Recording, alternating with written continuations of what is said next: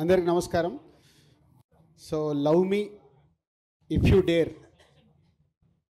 ఈ మూవీ గురించి ఈరోజు టైటిల్ అనౌన్స్మెంట్ కోసం మీ అందరినీ ఇక్కడికి పిలవడం జరిగింది. అలాగే ఆశిష్ మొన్నే మ్యారేజ్ అండ్ రిసెప్షన్ కంప్లీట్ చేసుకొని ఈరోజు తిరుమలలో శ్రీనివాసుడి దగ్గర కళ్యాణం చేసుకొని అక్కడ ఉండడం వల్ల ఈ ఈవెంట్కి రాలేకపోయాడు. పోతే మా అందరిపైన ఈ టైటిల్ అనౌన్స్మెంట్ ఇక్కడ చేయడానికి ఆశిష్ మీరందరూ ఉన్నారు కాబట్టి మీరు చేసేయండి అని చెప్తే ఈరోజు ఇక్కడ ఈ టైటిల్ అనౌన్స్మెంట్ చేయడం అండ్ మీకు మోషన్ పోస్టర్ ఇప్పుడే రిలీజ్ చేయడం జరిగింది. Love me if you dare ఇది మొదలవటానికి కారణం ముందు ఇద్దరు వ్యక్తులు, అదే నాగా అండ్ అరుణ్. నాగాతో నాకు ఎప్పుడో మా సత్యనారాయణ రెడ్డి గారు అబ్బాయి చిన్నప్పటి నుంచే దాదాపు చిన్నప్పటి నుంచి చూస్తూ ఉన్నాను. తను అన్నపూర్ణలో వర్క్ చేస్తూ స్క్రిప్ట్ సైడ్ అవి వర్క్ చేస్తూ వాళ్ళ దగ్గర వర్క్ చేస్తూ ఉన్నాడు. సడన్గా ఒకరోజు వచ్చి సార్ నేను ఒక స్క్రిప్ట్ చెప్పాలి అని అడిగాడు. స్క్రిప్ట్ అంటే దేనికి, డైరెక్షన్గా అన్నా. కాదు సార్ ప్రొడ్యూస్ చేయాలి అన్నాడు. అదేంటి నువ్వు ప్రొడ్యూసర్ అవుదాం అనుకుంటున్నావు అంటే, అవును ఇట్లా నేను నా ఫ్రెండ్ ఒక స్క్రిప్ట్ చేశాం సార్, అది వినాలి అంటే అప్పుడు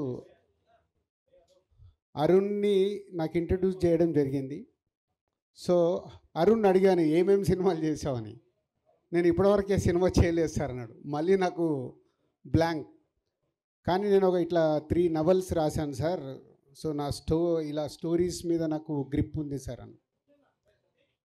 సో అప్పుడు నాగాకి అరుణ్కి నేను ఈ స్క్రిప్టు వినటానికి టైం ఇవ్వడం జరిగింది. సో మీ అందరికీ తెలుసు, నేను స్క్రిప్ట్ వినాలన్నా ఒక స్క్రిప్ట్ వింటే నేను దాంతో ఎలా జర్నీ చేస్తాను అని. ఆ స్క్రిప్ట్ విన్న రోజు ఈ love me if you dare నాకు ఎప్పుడో ఒక 20 years వెనకకి వెళ్ళిపోయాను. అంటే ఇన్ని సినిమాలు తీసిన నాకు మళ్ళీ వెనకకి ఎందుకు వెళ్ళానంటే, నాకు ఆర్యా సినిమా విన్నప్పుడు నాకు ఒక వైబ్స్ 20 years బ్యాక్ అంటే నేను టూ యంగ్, అప్పుడే సినిమా ఫీల్డ్లోకి వచ్చి దిల్ మూవీ అండర్ ప్రొడక్షన్లో ఉన్నప్పుడే నేను ఆర్యా స్క్రిప్ట్ విన్నాను. 20 years తర్వాత ఒక స్క్రిప్ట్ నన్ను విన్న తర్వాత ఒక న్యూ ఏజ్ ఫిలిం నన్ను హాంట్ చేస్తూ ఉంది.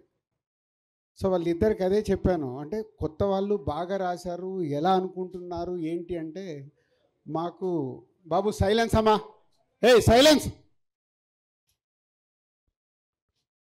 బాబు, మాకు ఆశిష్ కావాలి సార్ అంటారు. లేదా ఆశిష్ ఆల్రెడీ ఇంకో సినిమా చేస్తున్నాడు. లేదు సార్ మేము వెయిట్ చేస్తాము, మాకు అప్కమింగ్ హీరో కావాలి, దాని గురించే మీ దగ్గరికి వచ్చామంటే, నాగమ్మ నువ్వు ఎలా ప్రొడ్యూస్ చేస్తావు అన్నాడు. నేను ఒక్కరిని చేయను సార్, నాకు హర్షిత్ని అన్సితని ఇవ్వండి సార్ అన్నాడు. సో అలా వాళ్ళిద్దరూ మా కాంపౌండ్కి రావడం, ఈ స్క్రిప్ట్ తీసుకొని రావడం, ఫస్ట్ నన్ను గెలవడం, అంటే మొదటి సిట్టింగ్లోనే నన్ను గెలిచారు. స్క్రిప్ట్ విన్న తర్వాత వాళ్ళు చేసిన వర్క్, అది విజువలైజేషన్ ఎలా తీసుకొస్తారు ఏంటి అన్న బ్యాకప్ మైండ్లో జరుగుతున్న ఆ టీం నచ్చి, సో కొత్త వాళ్ళని దిల్ రాజు ప్రొడక్షన్లో మీ అందరికీ తెలుసు, బలగం అప్పుడే నేను చెప్పాను, కొత్త వాళ్ళ మ్యాక్సిమం ఆ ప్రొడక్షన్ హౌస్లో కొత్త వాళ్ళకి అవకాశాలు ఇచ్చి కొత్త వాళ్ళని ఎంకరేజ్ చేయాలి అనే దాంట్లో. సో అలా వాళ్ళిద్దరూ ఈ స్క్రిప్ట్ ఓకే చేసుకోవడం, తర్వాత ఆశిష్కి కానీ హర్షిత్కి అన్సితకి శిరీష్ గారికి అందరికి స్క్రిప్ట్ చెప్పి నాలో ఏదైతే ఫీల్ అయ్యానో, స్క్రిప్ట్ విన్నప్పుడు అందరిలో అరే బాగుంది, డిఫరెంట్గా ఉంది, బాగుంది, డిఫరెంట్గా ఉందని ఫీల్ అయ్యాము. అప్పుడే ఈ love me if you dare project lock చేశాం. స్క్రిప్ట్ స్టేజ్ దాటిన తర్వాత టెక్నీషియన్స్ ఏంటి అని అడగడం మొదలు పెడితే, అప్పుడు వాళ్ళు పేర్లు చెప్తుంటే నాకు భయం వేస్తుంది. సార్ ఇలా అనుకుంటున్నాం, ఇలా అనుకుంటున్నాం, ఇలా అనుకుంటున్నాం. సో పీసీ గారికి నాతో ఉన్న రిలేషన్లో, సార్ ఇట్లా కొత్త అబ్బాయిలు ఫుల్ స్క్రిప్ట్ ఉంది, మీరు ఒకసారి టైం ఇచ్చి స్క్రిప్ట్ వినండి అని పీసీ గారి దగ్గరికి పంపించడం జరిగింది. పీసీ గారి స్క్రిప్ట్ విని నెక్స్ట్ డే ఫుల్ స్క్రిప్ట్ చదివి నాకు కాల్ చేసేయి, ఐఎమ్ డూయింగ్ దిస్ ఫిలిం అన్నాడు. అంటే ఓన్లీ ఆ స్క్రిప్ట్తో పీసీ గారిని కూడా గెలుచుకొని పీసీ శ్రీరామ్ గారిని ఈ సినిమాకి ఫైనల్ చేసుకున్నారు. అలాగే మ్యూజిక్ గురించి డిస్కషన్ వస్తున్నప్పుడు మళ్ళీ కీరవాణి గారి పేరు చెప్పారు. కీరవాణి గారి పేరు మీకు ఏమన్నా నాకు ఇలాగే అన్నాను, నాగా ఏం ఆలోచిస్తున్నావు నీకు తెలుసా? బాహుబలి, త్రిబుల్ ఆర్లు ఇలాంటి సినిమాలు చేస్తున్నారు. నెక్స్ట్ రాజమౌళి గారిది, మహేష్ బాబు గారి సినిమా ఉంది.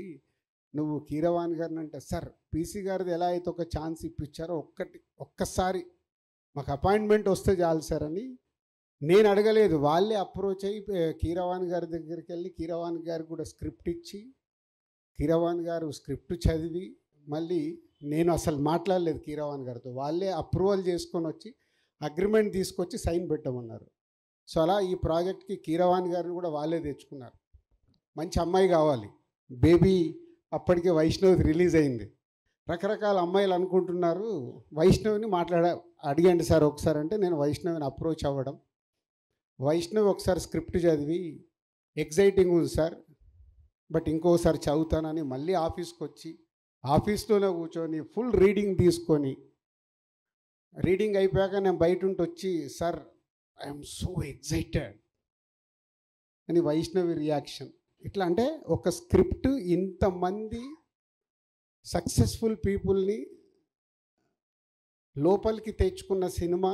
ఈ మధ్య కాలంలో నేను ఇన్ని సినిమాలు చేశా, 56 సినిమాలు దగ్గరకు వచ్చాయి. ఒక సినిమా ఇంతమందిని ఎగ్జైట్ చేసిందంటే వాళ్ళు ఎంత హోంవర్క్ చేసి ఉంటారు అరుణ్ అండ్ నాగా అనేది నాకు తెలుసు. రేపు సినిమా చూశాక ప్రేక్షకుల దగ్గర నుంచి కానీ, మీ దగ్గర మీడియా మిత్రుల దగ్గర నుంచి కానీ డెఫినెట్గా ఇట్స్ అ గ్రేట్ అప్రిషియేషన్తో పాటు ఒక వావ్ ఫ్యాక్టర్ జరగబోతుందని నాకు అనిపిస్తుంది.